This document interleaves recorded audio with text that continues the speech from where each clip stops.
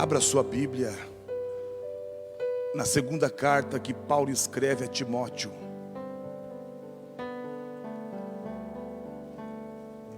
Segunda Timóteo, no capítulo de número 2. Quero mandar um beijo no coração dos nossos irmãos que não estão conosco nessa noite.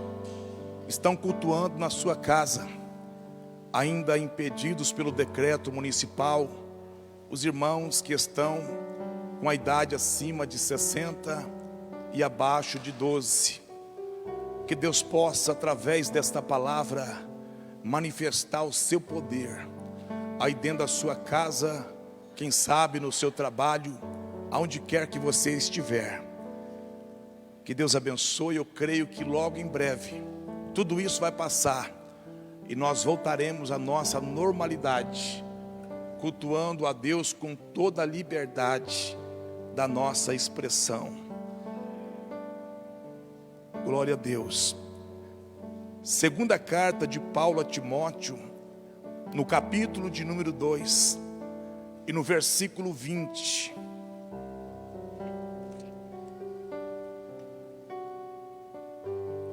Aleluia.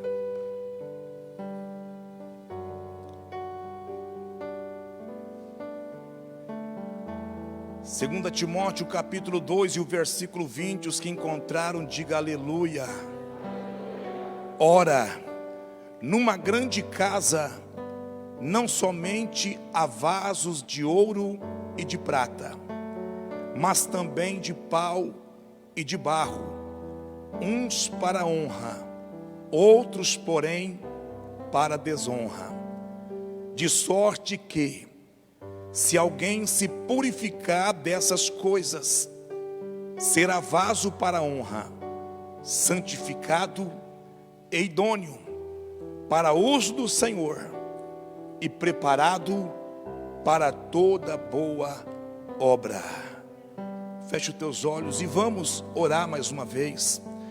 Vamos agradecer a Deus e vamos pedir para que o Espírito de Deus nessa noite mais uma vez se mova, trazendo a revelação desse texto, para que nós sejamos edificados, curados, renovados, restaurados, encorajados pela palavra de Deus. Eu te glorifico, eu te louvo, eu exalto, eu engrandeço o teu nome mais uma vez. Obrigado, Senhor, pela tua palavra, considerando que existe ainda em pleno século 21 muitos lugares onde não se pode pregar a tua palavra, onde existe uma proibição do manuseio da tua palavra, mas nós somos bem-aventurados, porque temos toda a liberdade de ouvirmos, de lermos, de meditarmos e de tomarmos posse da tua palavra. Portanto, fique à vontade nessa noite para falar aquilo que deseja o teu coração. Manifesta sobre nós o teu poder, estabeleça sobre as nossas vidas a tua vontade, e que através da tua palavra nós possamos nessa noite sermos renovados, fortalecidos, encorajados, motivados a continuarmos firmes na tua presença, no nome de Jesus, amém. Amém. Pode se assentar, mas não deixa de dar glória a Deus. Aleluia. Como é de costume, nós ministramos a Santa Ceia no primeiro domingo do mês, mas no segundo domingo do mês nós ministramos novamente para os irmãos que estavam viajando, trabalhando, não puderam estar aqui no culto, participando da ceia.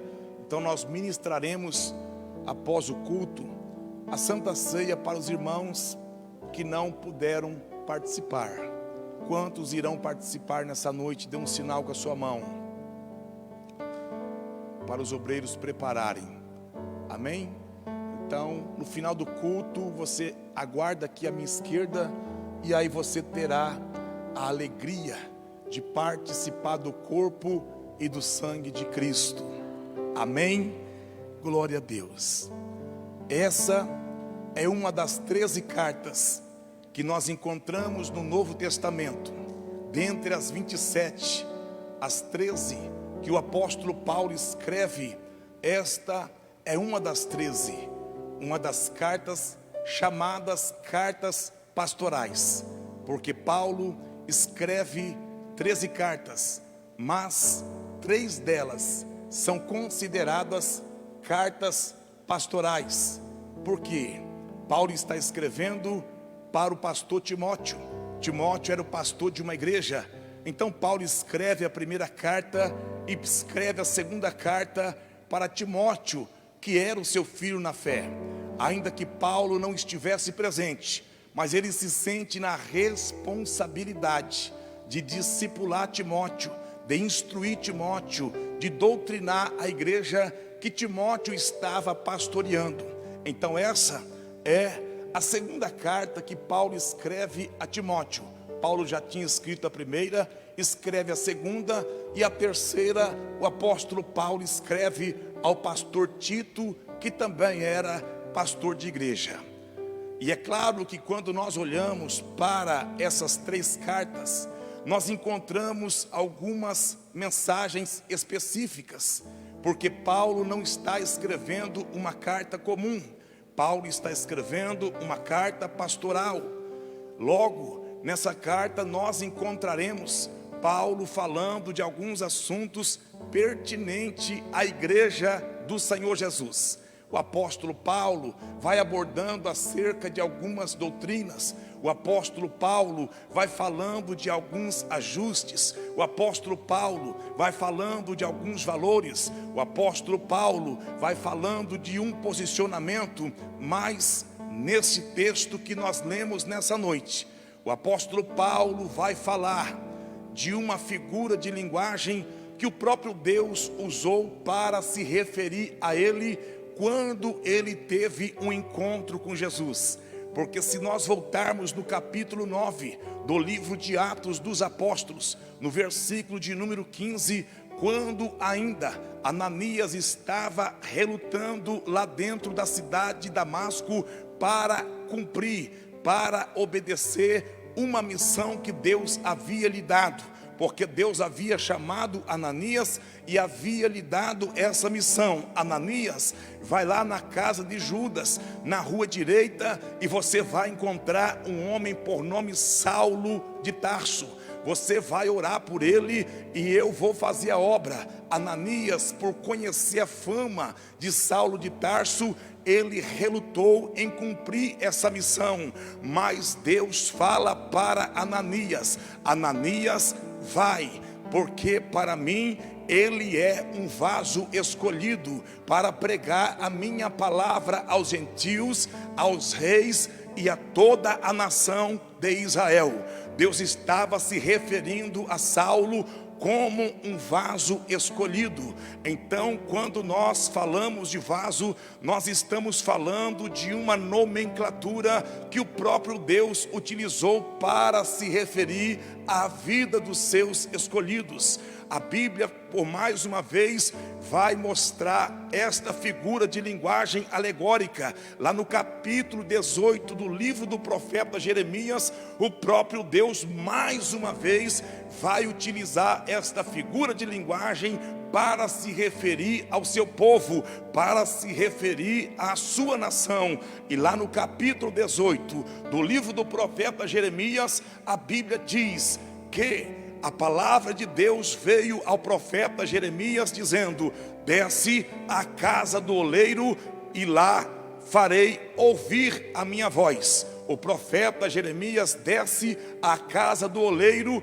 e quando ele chega na casa do oleiro, a Bíblia diz que o oleiro estava fazendo a sua obra sobre as rodas, ou seja, o oleiro já estava preparando o vaso, o oleiro já estava trabalhando no vaso. Então, quando nós falamos de vaso, nós estamos nos referindo ao homem e à mulher de Deus, homens e mulheres que foram escolhidos por Deus com um grande propósito. Nessa noite eu acredito que Deus nos trouxe aqui e Deus colocou esta palavra no meu coração para que eu ministrasse para o seu coração, porque de fato Deus precisa nos fazer entender na íntegra e em toda a sua plenitude que nós fomos chamados para sermos vaso de honra, para nós sermos vaso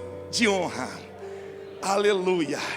Então quero dar um tema para esta mensagem dessa noite: vaso de honra e vaso de desonra.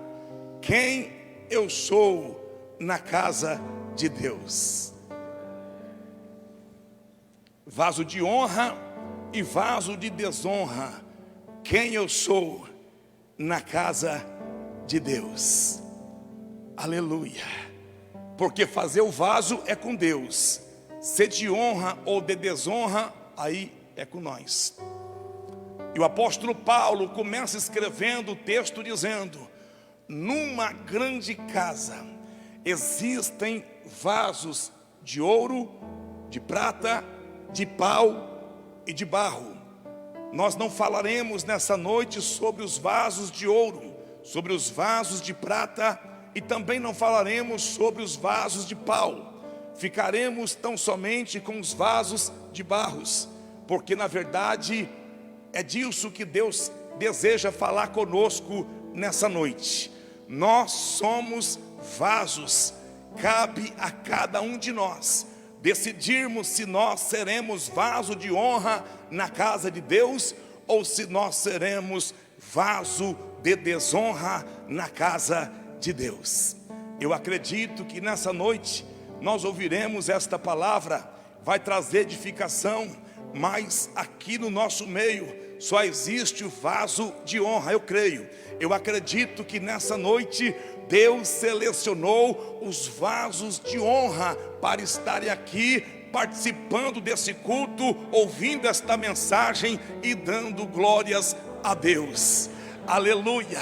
Porque desde o princípio, quando nós voltamos no livro do Gênesis e encontramos Deus decidindo fazer o homem, Deus, quando decide fazer a coroa de toda a criação, Deus desce no jardim do Éden e Ele com as suas próprias mãos pega o pó da terra com o orvalho que descia ou que subia da terra, e então Ele constrói um boneco de barro. A Bíblia diz que Ele sopra nas suas narinas e agora esse boneco de barro passa a ser alma vivente.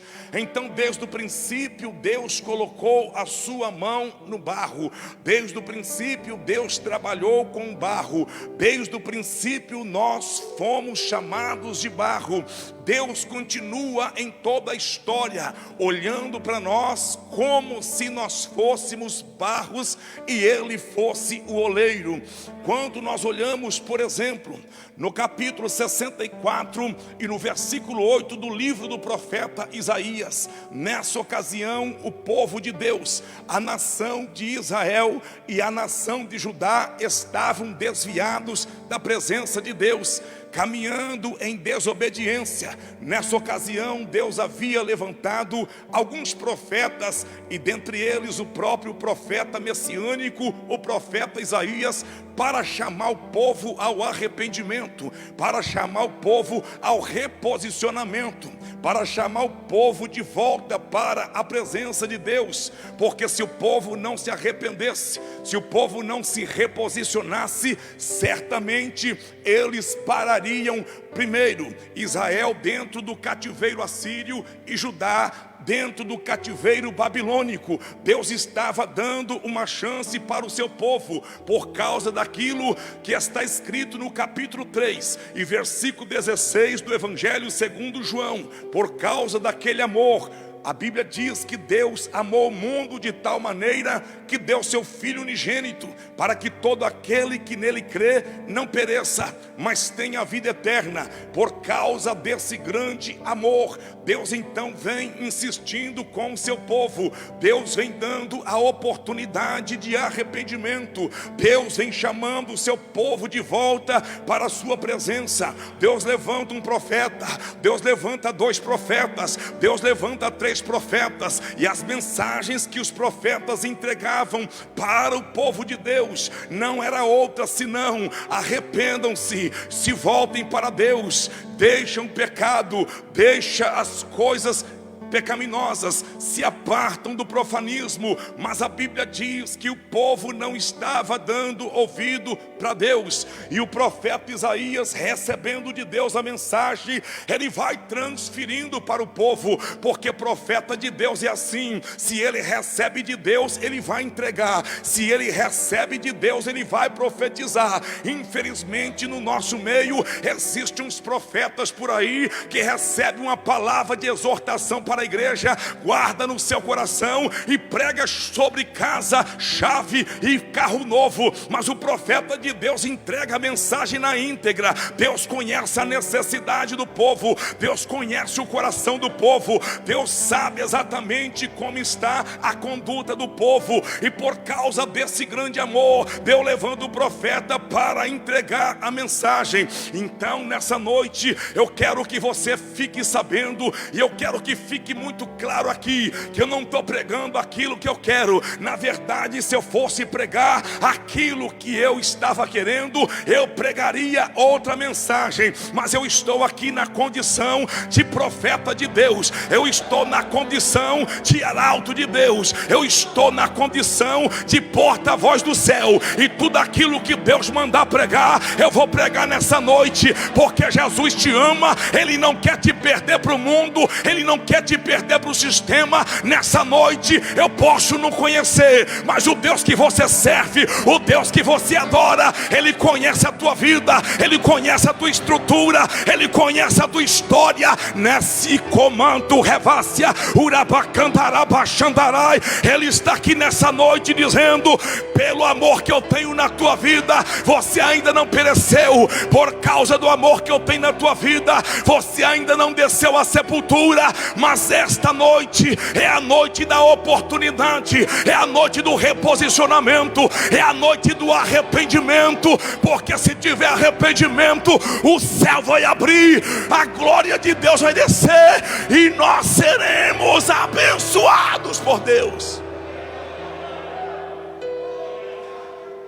Aleluia, aleluia. A Isaías, que profetizava acerca do Messias, uma mensagem boa, uma mensagem agradável, uma mensagem gostosa de se ouvir. Aquilo que o profeta disse no capítulo 9, versículo 6, quando ele disse: um menino nos nasceu, um filho se nos deu, o principado está sobre os seus ombros, e o seu nome será chamado Deus Forte, Pai da Eternidade, Maravilhoso, Conselheiro, Príncipe da Paz. Ou mensagem boa de se escutar, é Deus dizendo: vai nascer o menino, vai nascer o Messias, vai nascer o Salvador. Ele será forte, ele será maravilhoso, ele será conselheiro, ele será o Príncipe da Paz. É mensagem da gente levantar a mão, é mensagem da gente glorificar a Deus. Mas assim como Deus deu esta mensagem para o profeta, Deus também deu outra mensagem. No capítulo 64 e no versículo 8, Israel estava já caminhando para dentro do cativeiro assírio, e Deus usa a vida do profeta para dizer: se tiver arrependimento eu mudo, se tiver arrependimento eu transformo, se tiver arrependimento eu cancelo, se tiver arrependimento eu aborto, porque o nosso Deus é Deus que muda, é Deus que transforma, é Deus que recomeça. Mas tem que ter arrependimento. Naquela ocasião o povo não queria se arrepender, mas queria desfrutar das promessas de bênção que Deus havia falado através do profeta. E eu preciso te dar uma informação nessa noite: não queira desfrutar dos benefícios da cruz se você não estiver posicionado nela. É preciso estar posicionado na cruz. Quem sabe por isso Jesus, olhando para a multidão, ele disse: se alguém quiser, ninguém é obrigado, mas se alguém quiser vir vir após mim, negue-se a si mesmo, toma a sua cruz e me siga se você quiser. Ninguém é obrigado. Jesus tem vitória, Jesus tem bênção para a tua vida. Jesus quer entrar com providência naquela causa. Jesus quer mudar o cenário da tua casa. Jesus quer entrar com providência no teu casamento. Mas é necessário nós nos posicionarmos e nos arrependermos. Aleluia. Depois, porque o livro do profeta Isaías, ele é assemelhado com a Bíblia Sagrada.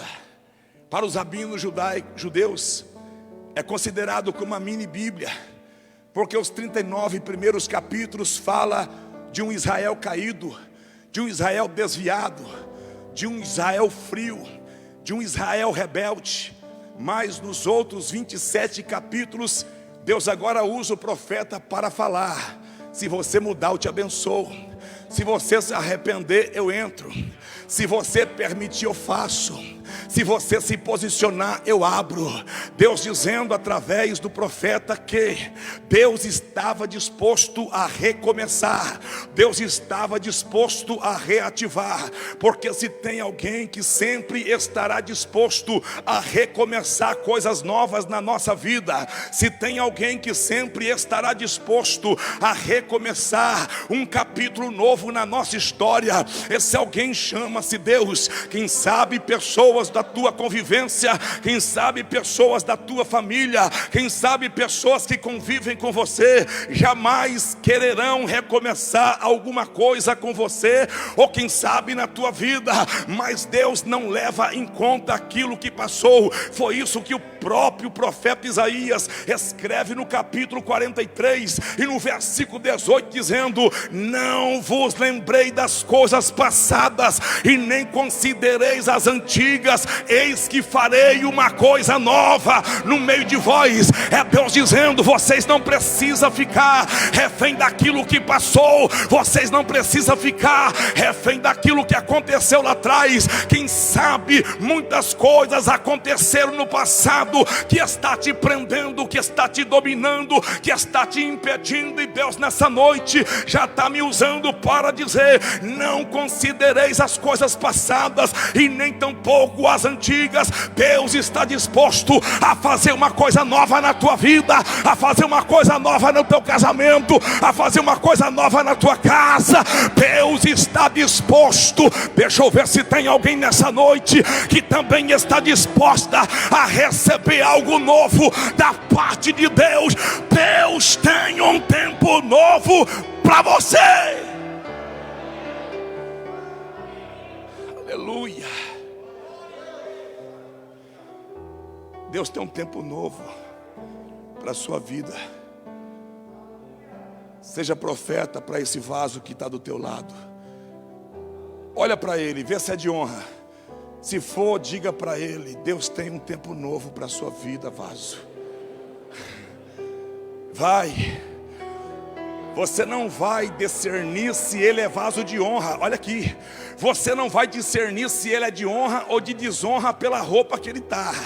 Você vai discernir se ele é honra ou de desonra por aquilo que ele libera de dentro dele. Se ele está dando glória, se ele está dando aleluia, se ele está adorando nessa noite, é sinal que é de honra. É sinal que é de honra. Nessa noite eu acredito que eu estou pregando para os vasos de honra.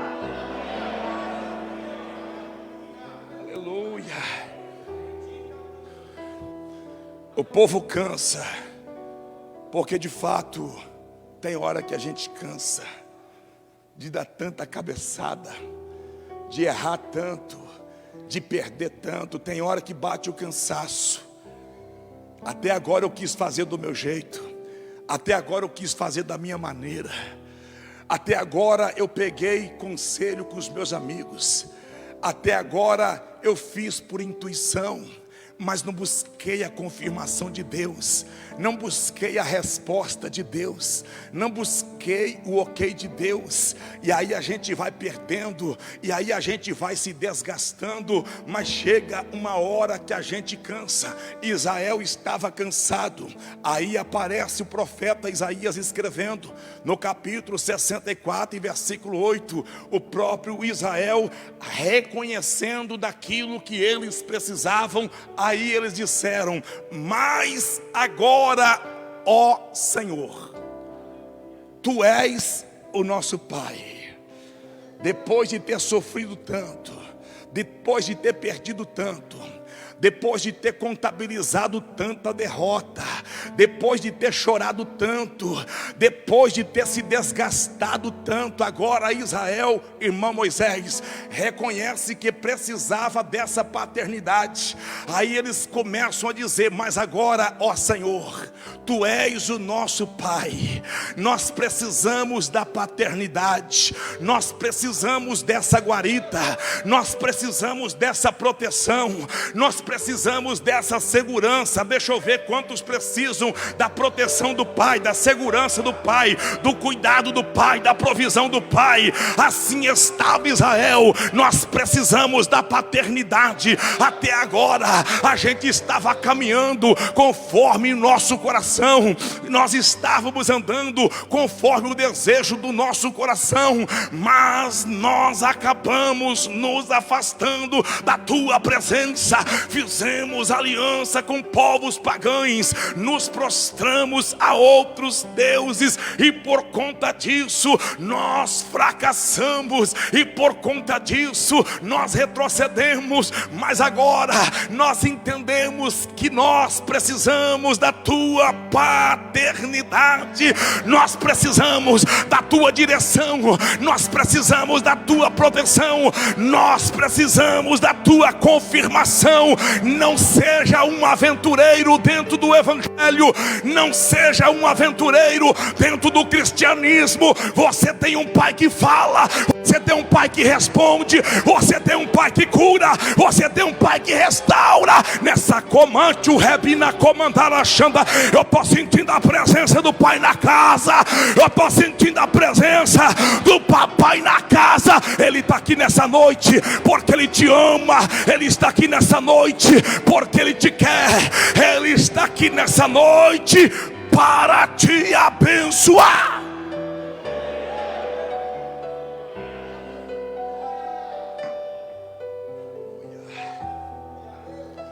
O Israel que andava de cabeça erguida, de nariz empinado, o Israel soberbo, que fazia aquilo que bem queria e que não buscava a direção de Deus, agora reconhece.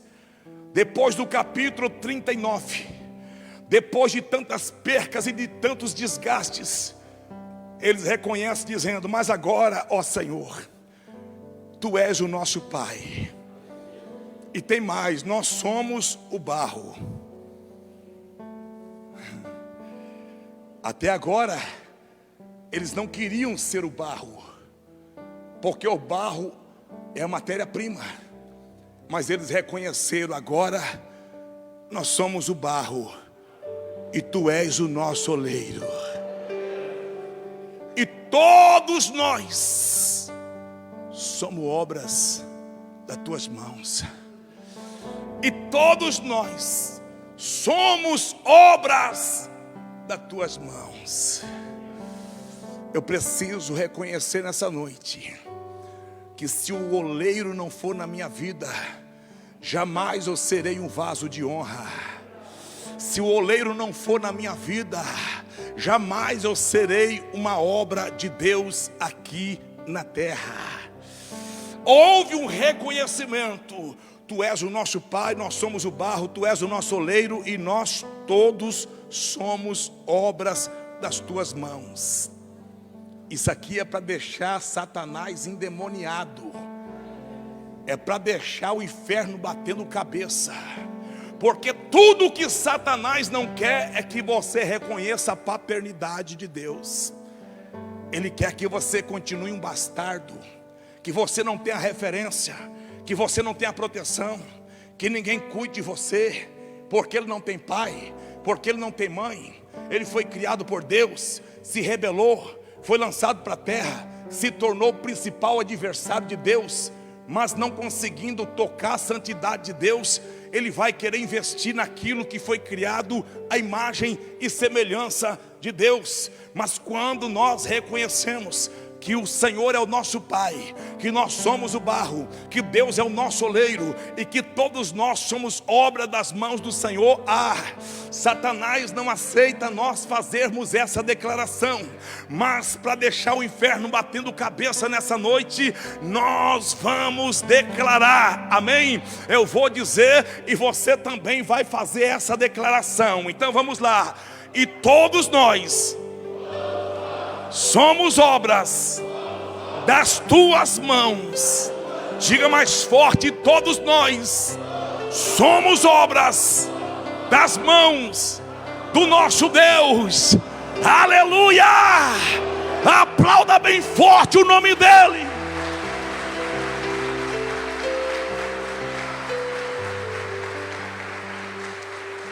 Aleluia. Aí o apóstolo Paulo, quando olha para a igreja, ele percebe que dentro da igreja havia obras feitas pelas mãos de Deus, vasos confeccionados por Deus. Porém, uma porcentagem da igreja decidiram serem vasos de honras, outra porcentagem decidiram serem vasos de desonra. E o apóstolo Paulo então dá uma instrução a Timóteo, para que Timóteo pregasse a palavra de Deus. É necessário falar. Talvez, se fosse em outra ocasião, eu não falaria. Mas nessa noite eu vou falar de forma rápida. Como é que nós confeccionamos um vaso? Por quê? Porque se Deus usa esta alegoria, esta figura de linguagem, é porque existe algumas características que nós precisamos considerar. Por exemplo, no capítulo 15 de João, Deus chama o homem de vara. Jesus disse: eu sou a videira verdadeira, o meu pai é o lavrador, e vocês são as varas. Então, em algumas ocasiões, Jesus, ele vai falar, ou vai usar uma figura de linguagem. Por exemplo, em Mateus capítulo 5, no versículo 13, ele diz: vós sois o sal da terra. Eu preciso entender por que Jesus está usando esse elemento químico para se referir aos seus escolhidos. Porque Jesus está usando a figura do vaso para falar dos seus escolhidos, para falar da sua igreja. Então, entrando agora na ciência, nós vamos entender como se faz um vaso. Como é o processo da confecção de um vaso, para que ele se torne um vaso de honra. O primeiro passo dentro desse processo é o processo da escolha. Existe, pela ciência, em todo o universo, 207 tipos de barro, 207 tipos de argilas. Somente 8 servem ou têm as características, os elementos químicos para a confecção de um vaso. Então eu entendo com isso que, em meio a uma multidão de opções, existem somente 8 que servem para se fazer um vaso. Então, quando o oleiro saía, pastora Nádia, em busca da matéria-prima para a construção do vaso, não era qualquer barro que servia.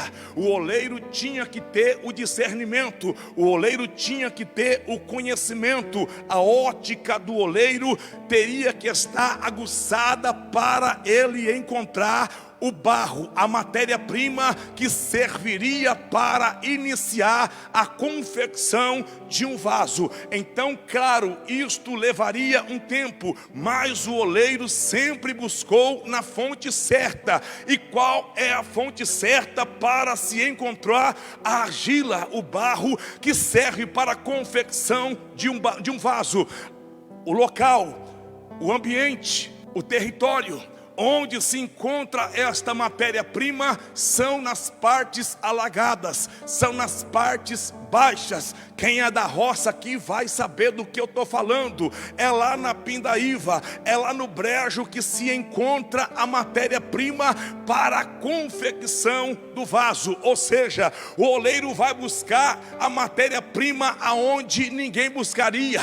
O oleiro vai investir aonde ninguém investiria. O oleiro vai procurar aonde ninguém procuraria. É por isso que tem muita gente que não entende o fato de hoje você estar aqui na presença de Deus, adorando, glorificando, falando em outras línguas, lendo a Bíblia, cantando hinos de adoração a Deus, porque Ele sabe da tua origem, Ele sabe onde você convivia, Ele sabe qual era o território que você andava. Por isso eles não conseguem entender. Não é possível que este homem se converteu, não é possível que esta mulher está fazendo a obra de Deus, não é possível que este homem está pastoreando, não é possível que essa irmã está pregando a palavra, porque eles conheciam o território de origem, aonde você vivia, aonde você passava, aonde você convivia. Mas ainda que eles não entendam, ou quem sabe não aceitam, a decisão não partiu de outro lugar senão do coração do oleiro.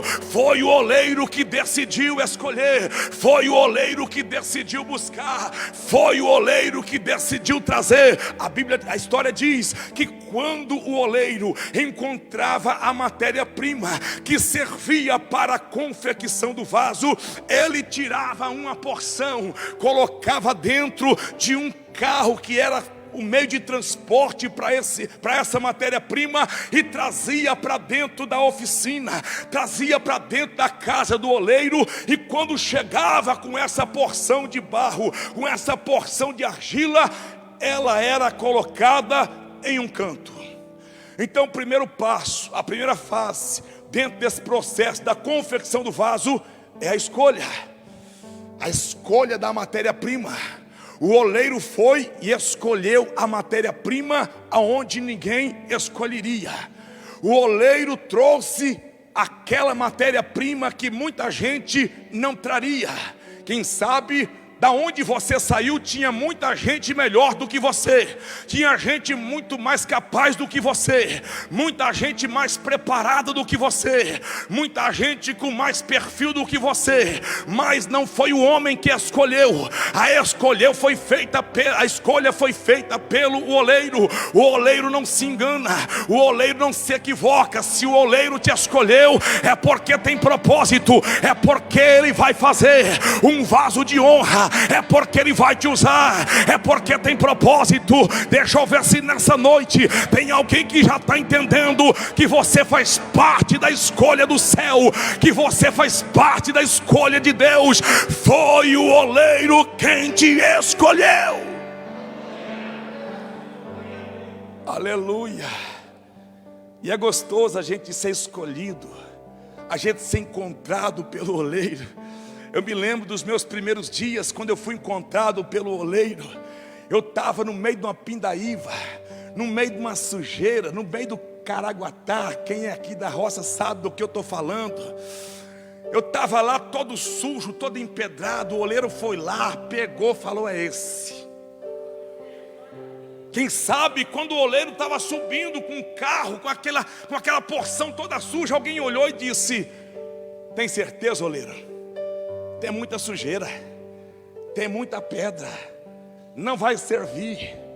Para que é? Vaso não vai dar. Talvez o oleiro respondeu dizendo: não vai dar se caísse na mão do homem, mas caiu na minha mão.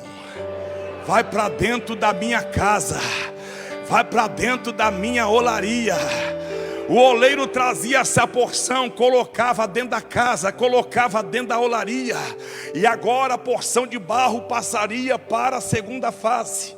Esta segunda fase é a fase do descanso. É a fase que o barro é colocado em um canto e ali ele vai passar por alguns meses em tratamento, para que depois ele passe para outra fase. E esta não é uma fase que as pessoas gostam de passar, que o barro gosta de passar, porque a fase do canto É onde você fica no canto e ninguém te vê, ninguém te reconhece. Quando comentam o seguinte: deve ser sobra, não prestou, deve ser refúgio, não será usado. Eu acho que é descarte, está lá no canto. É a segunda fase do processo. Se o barro não passar por esse processo, não servirá para ser matéria-prima de vaso de honra. Então é necessário passar pela fase do canto.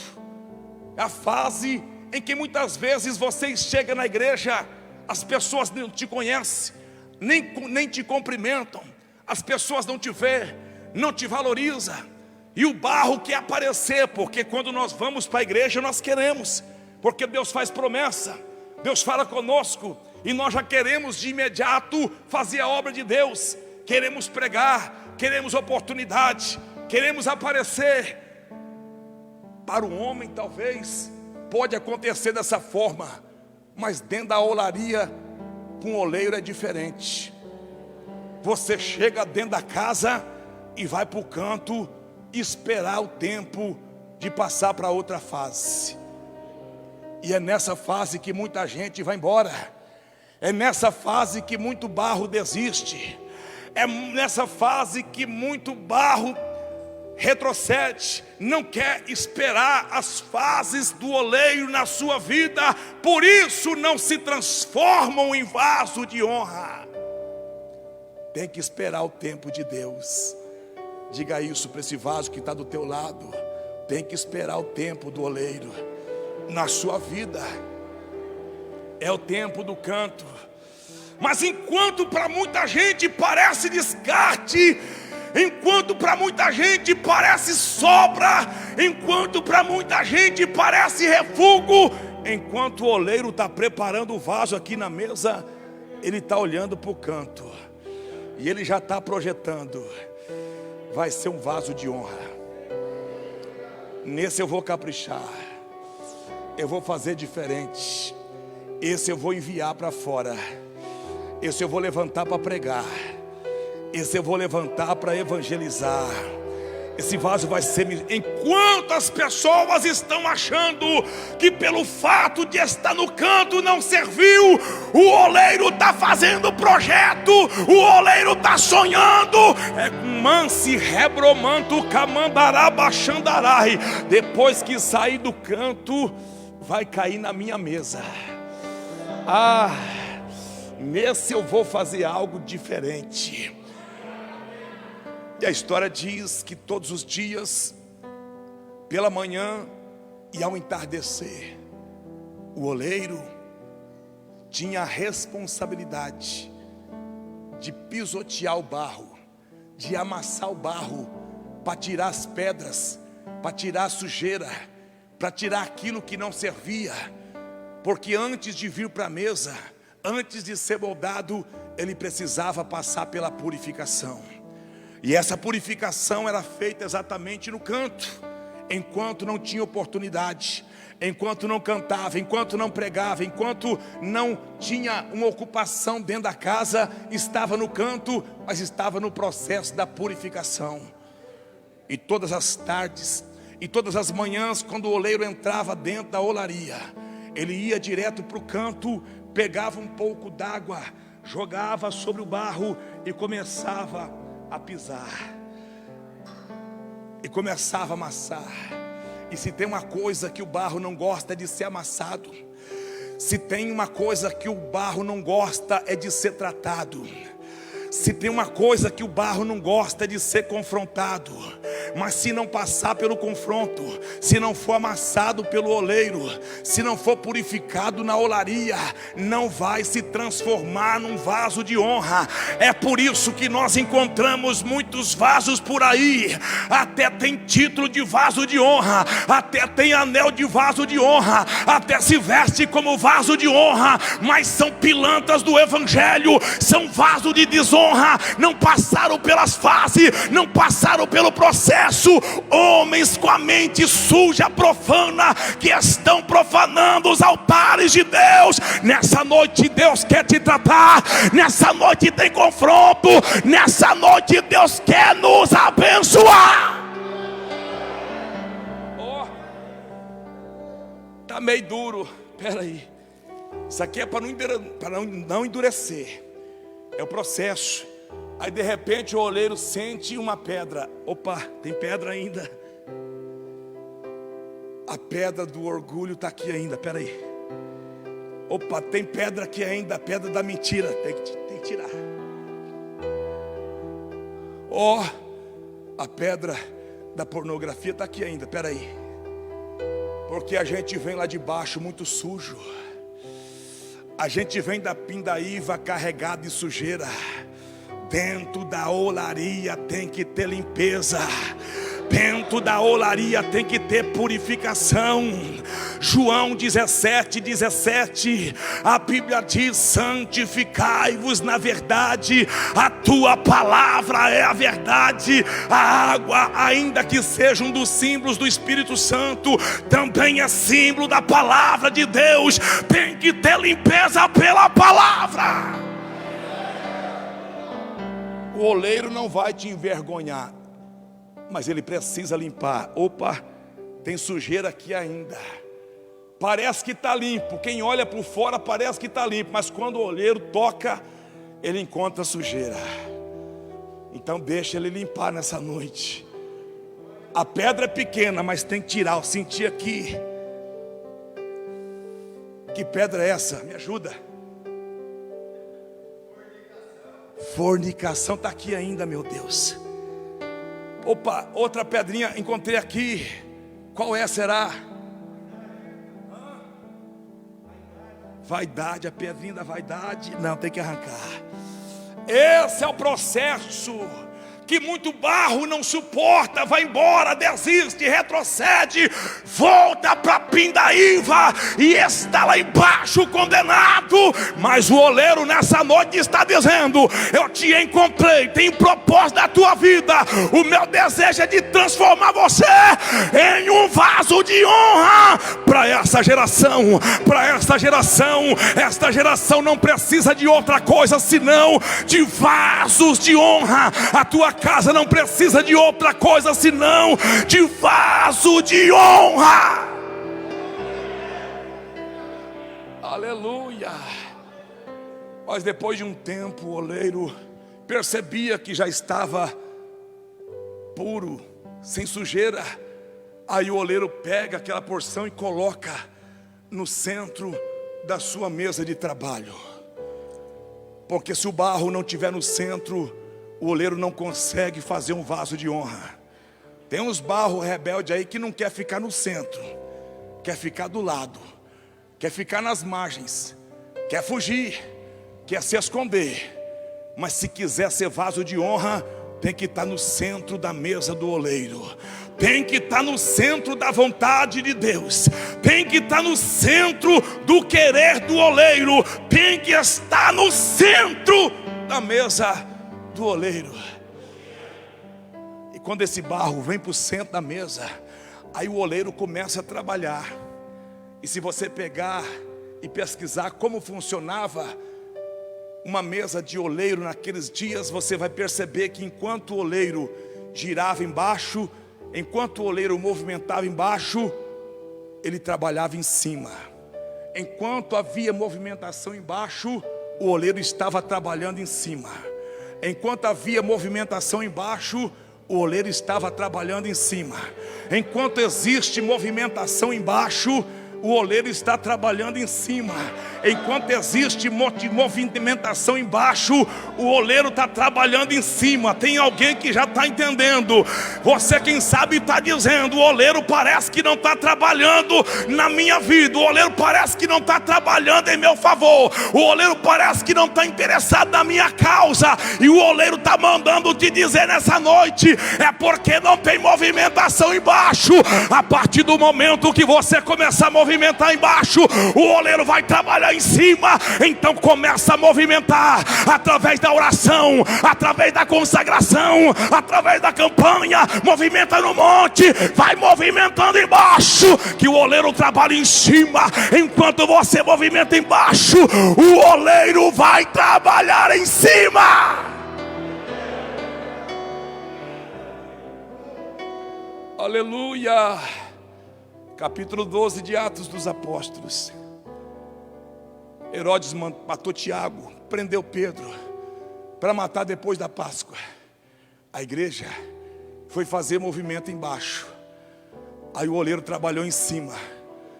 O oleiro chamou o anjo e disse: desce lá, porque tem movimento embaixo.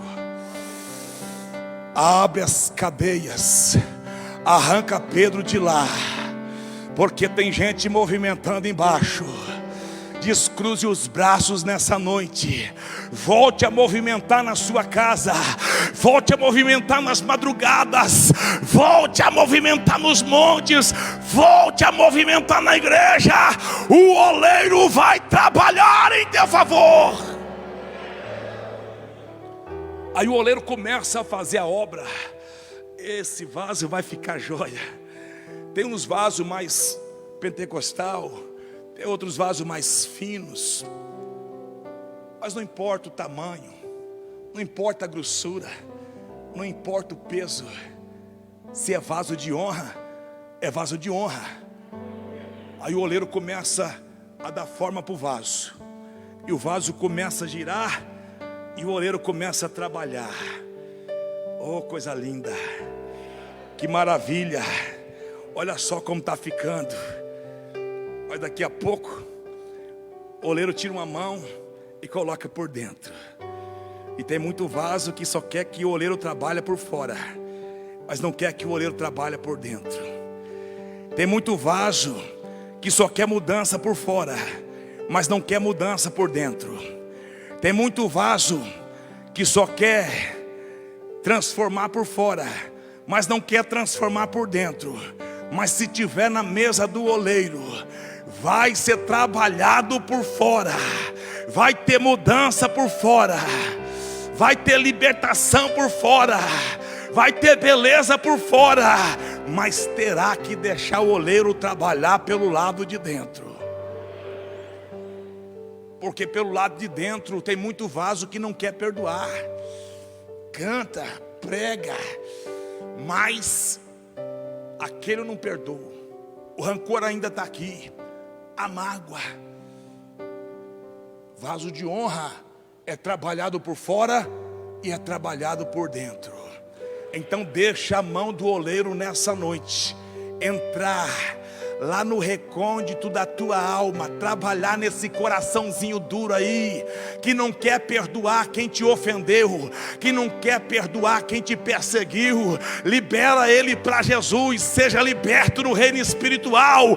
Deixa a mão do Todo-Poderoso trabalhar dentro do teu coração. Aleluia. Ó, tá lisinho por dentro. Tá por fora e por dentro. Oh, gostoso, olha que maravilha. Aí chega alguém dentro da olaria. Olha, meu Deus, que vaso é esse? Onde você encontrou essa argila? Me fala o lugar. Que argila pura, que barro lindo, que vaso extraordinário. Aí o oleiro vai dizer: é aquele que estava no canto, todo sujo, todo cheio de pedra, que parecia que era refúgio. É ele. Porque é assim que o oleiro faz. O oleiro nos prepara e depois nos apresenta. Já estou finalizando. Depois dessa fase da mesa, quando o vaso já está em forma, agora o oleiro pega e leva para a estufa. Por quê? Porque precisa secar. Se o vaso não secar, vai quebrar. Se o vaso não secar, vai trincar. Se o vaso não secar, não vai suportar. Aí vai para a estufa e vai ter que esperar um período na estufa. Alguém chega, olha e acha que está pronto, mas ainda está na estufa, ainda está na preparação. Vocês se lembram de Moisés? Antes de ser o grande líder da nação de Israel, passou pela estufa de Deus 40 anos. Alguém achou que ele já estava pronto, matou o egípcio, enterrou, cometeu um homicídio hediondo, não estava pronto. Aí Deus falou: vem cá, vai para a estufa, espera lá, seca primeiro. É por isso que às vezes a gente fica questionando a Deus: Senhor, tu já falaste? Alguém já profetizou? Eu já fiz seminário, eu já estou pronto, sou batizado com o Espírito Santo, já li a Bíblia 3 vezes, eu quero fazer a obra. E Deus está falando: calma, para ser vaso de honra, espera secar, porque senão você vai aumentar o índice desses patifes de altares por aí, que não secou direito e está falando coisa com coisa, está arrancando a lã das ovelhas, está defraudando o evangelho. Calma, seca primeiro. Aí o vaso tem que passar pela estufa, vai secar, vai ter que esperar um tempo. Fala para mim, é fácil esperar? Não, nós não queremos esperar, mas tem hora que é necessário. Tem hora que vai prevalecer a necessidade e não a nossa vontade. Depois que o vaso secava, agora precisava passar pela vitrificação, para suportar as pressões. Se caísse, não quebrava, porque foi vitrificado. E não existe outra forma de se vitrificar um vaso, senão através do forno que era colocado. Vamos colocar agora na plataforma do fogo. O vaso vai passar pelo fogo e depois ele está liberado para ser enviado. Está liberado para ser usado. Está liberado para receber pressão. E é isso que Deus quer que nós entendamos nessa noite. Você quer ser vaso de honra? Então entenda os processos de Deus. Você quer ser vaso de honra? Fuja do profanismo, do pecado, das coisas imorais. Você quer ser vaso de honra na casa de Deus? Santifique a sua vida, a sua alma, as suas palavras, os seus pensamentos. Santifique a sua vida, porque Deus precisa te usar. De sorte que se alguém se purificar dessas coisas, será vaso para honra, santificado e idôneo para uso do Senhor e preparado para toda obra de Deus. O Senhor quer te usar. O Senhor vai te usar para toda boa obra nesta terra, no meio dessa geração. Você não é resultado de uma experiência qualquer. Você não é obra de um laboratório. Você foi escolhido por Deus desde o ventre da tua mãe. Não importa como você chegou dentro da olaria. O que importa na verdade é o que você escolheu ser dentro da casa de Deus. Você tem um livre-arbítrio em decidir, em escolher ser de desonra e em escolher ser de honra. Eu creio que nessa noite a única escolha que está sendo ativada aqui no nosso meio é para nós sermos vaso de honra. Esta geração aí fora está aguardando os vasos de honra que prega, que louva, que ora, que santifica, que façam a diferença no meio dessa geração. Se coloque de pé os vasos de honra. Aleluia. Calabanda xandaraba calamandarai. Relebanda comanto, candabando quimaseri me frácia. Delebromansi cante o rebia comanto, leva saia, rebia fôncia. Rebioto e afonse quente o namandaraba sé. Abia sobre, remina comandará. Vem Espírito Santo, vem sobre a tua igreja. Vem sobre sobre os vasos de honra nessa noite. Se tem que passar pelo fogo, libera fogo.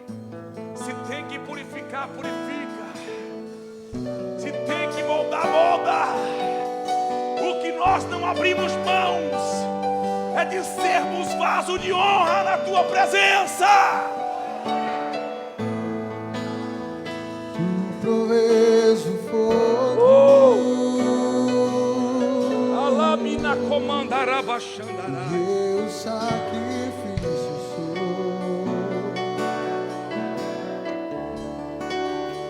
Tu proveu o Espírito. Alá, suia fé. Me abro por inteiro.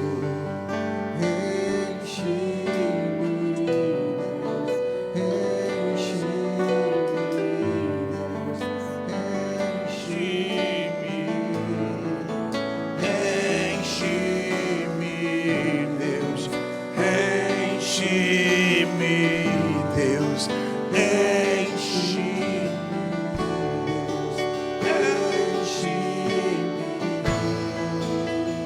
Deus proveu o fogo e eu o sacrifício sou. Deus proveu o Espírito, eu entrego por inteiro. Enche-me, Deus. Enche-me, Deus. Enche-me, Deus. Enche-me, Oh, enche-me, me, Deus. Vai, vai, vaso de honra. Abra a tua boca e adore ao Senhor Todo-Poderoso. Abra a tua boca e adore o oleiro nessa noite, vaso de honra. Shebento kapampara pampara shantarai. Enche-me, Deus. Shebantui, Pai. Enche-me. Oh, e manto e a paia sempre o mandará. Espírito Santo, manifesta o teu poder sobre os vasos de honra nessa noite. Glória. Aleluia. Glória. Derrama sua glória. Vai, vai, vai. Ah. Vaso de honra. Remanto e a palha sebe na camandoroba xanda. Deixa o oleiro de renovar nessa noite. Deixa o oleiro de encher nessa noite. Ele precisa te usar. Enche-me, Deus. Enche-me, Deus. Enche-me. Alababacala. Enche-me, Deus. Enche-me, Deus. Vem, vem. Ah. Lamando cobachandará bandara sai, ó. Sabe o que o Espírito de Deus está falando para mim aqui? A acusação está impedindo alguém de adorar. Há uma acusação sobre a tua vida que está te travando nessa noite.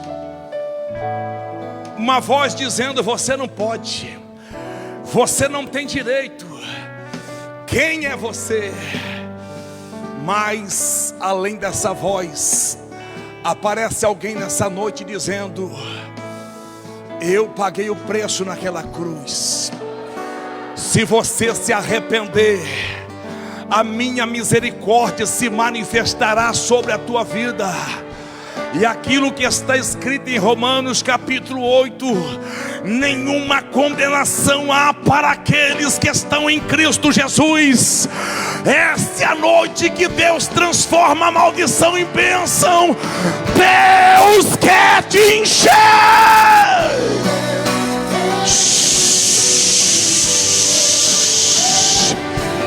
Vai, vai, vai. Você pode, você pode, você pode, você pode. Então receba a presença de Deus aí. Receba a presença do Espírito de Deus.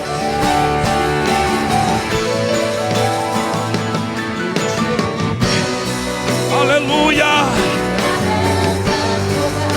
Enche-me, Jesus. Enche-me, Jesus.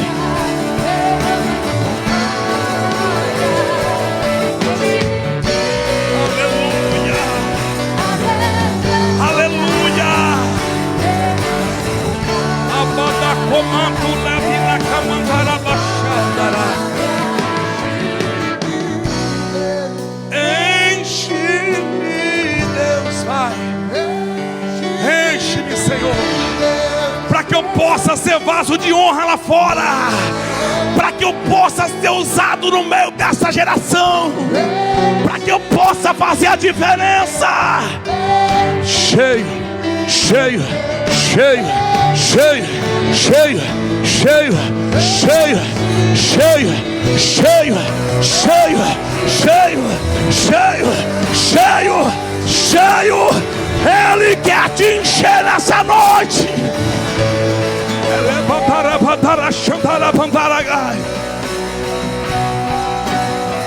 Aleluia, aleluia. Glória, glória, glória, glória, glória, glória. Aleluia. Aleluia. Aleluia. Derrama a sua glória. Oh.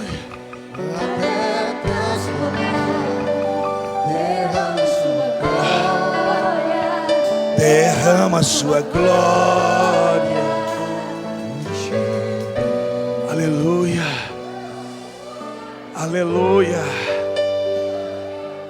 Levante a sua mão para o alto e diga comigo: Senhor, nessa noite eu entendi que eu sou um vaso de honra e que eu fui chamado, levantado para fazer a tua obra no meio dessa geração. E através desta palavra eu assumo o compromisso de ser de fato um vaso de honra na minha casa, no meu trabalho, no meio dos meus vizinhos, no nome de Jesus. Aleluia. Talvez alguém entrou aqui nessa noite, você estava distanciado dos caminhos do Senhor. Essa é a tua noite. É a noite que Jesus está te chamando de volta. Cadê você? Dê um sinal com a sua mão. Eu quero voltar hoje.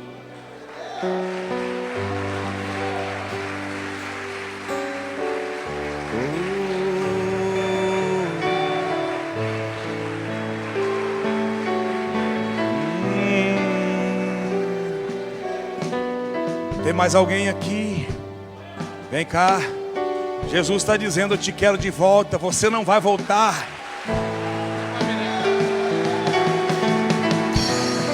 Tá ouvindo bem, hein? Aleluia. Tá ouvindo bem? Você não vai voltar para aquele Tá ouvindo buraco. bem? Você não vai voltar para aquele território de Tá ouvindo escravidão. Você é vaso de Foi que eu honra. errei. O Só teclado deu estava 7, foi mal. afastado. Cadê você? Tem mais alguém? Tá ouvindo bem, irmão? Pastor, nessa noite eu quero entregar minha vida para Jesus. Eu quero fazer uma aliança com o Senhor. Tem alguém? Dê um sinal com a sua mão. Para de oitavar essa baixa aí, por favor. Irmãos, não perca essa oportunidade. Fica oitavando aí. Pode Tá ser com a arroz com última. feijão. Ameaça, pastor, não, Bíblia. Ai, meu Deus. Nós já estamos nos últimos ais. Cadê você? Que estava afastado e nessa noite Jesus já falou, a palavra já tocou teu coração. Moisés, está ouvindo bem o violão, hein? Venha.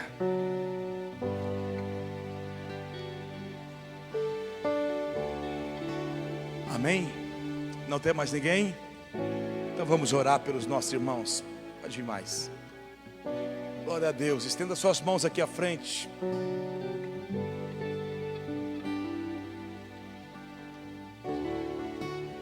Amém. Senhor, nosso Deus e nosso Pai, aqui estão os teus filhos, o irmão João Paulo e o irmão Vanderlei, que nessa noite ouviram a tua palavra e foram convencidos pelo teu Espírito Santo, que eles foram chamados para serem vasos de honra na tua casa.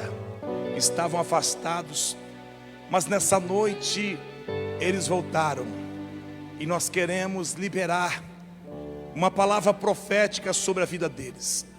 Que seja um tempo de muito crescimento, de sobrenatural, de intimidade com o céu. Que o Senhor possa surpreendê-los nessa nova etapa da vida deles. Guarda, proteja e livra eles de toda emboscada do inimigo.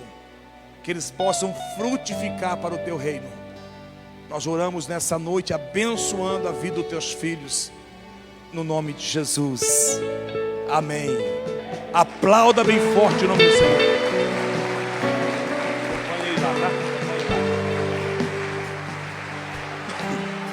Glória a Deus. Aleluia. Amém. Aleluia. Dá tempo ainda.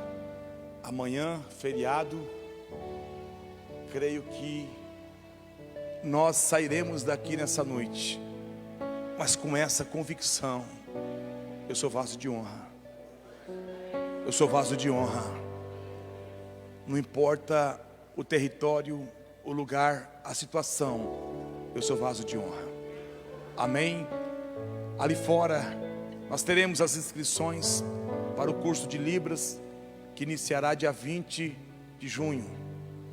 Nós estamos com a irmã Eliane, vai estar ministrando o curso de Libras. Vai acontecer ao sábado à tarde, das 14 às 16. 3 meses, vai ser uma bênção. Invista na sua vida ministerial. Amém? Também material didático para as crianças. Você que tem filho, neto, sobrinho, crianças na sua casa, passe por ali, pegue o material e você seja um canal de Deus para ministrar para suas crianças. Amém? Deus conta com vocês, em nome de Jesus. Cheguei aqui, fui recepcionado pela Sofia, que me entregou 2 cartas. Estão aqui, ó. Primeiro, ela escreveu dizendo: olha só que riqueza. Eu gosto muito de ser sua ovelhinha. Fez um desenho com um pastor e uma menininha dentro de um coração. E a outra: eu te amo, pastor. Estou com saudade dos cultos das crianças.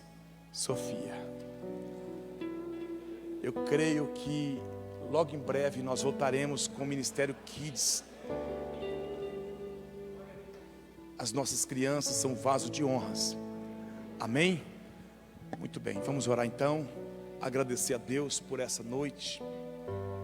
Que você possa iniciar uma das semanas mais proféticas na sua vida. Sabe aquela semana que você está esperando há tanto tempo? Eu quero profetizar que esta será a semana do céu aberto, de Deus trazer surpresas extraordinárias para a sua vida, no nome de Jesus. Os irmãos que vão participar da ceia, aguarde aqui à minha esquerda. Senhor, muito obrigado. Nós te glorificamos mais uma vez. Te louvamos. Leva-nos com segurança para os nossos lares. que possamos desfrutar de uma noite abençoada e que a nossa semana seja de fato impactante, uma semana de sobrenatural, no nome de Jesus. Faça assim com as suas mãos, que o grande amor de Deus, a graça do nosso Senhor e Salvador Jesus Cristo, as doces e eternas consolações do Espírito Santo esteja com toda a igreja, desde agora e para todos sempre. E todos digam: vão em paz. Deus abençoe.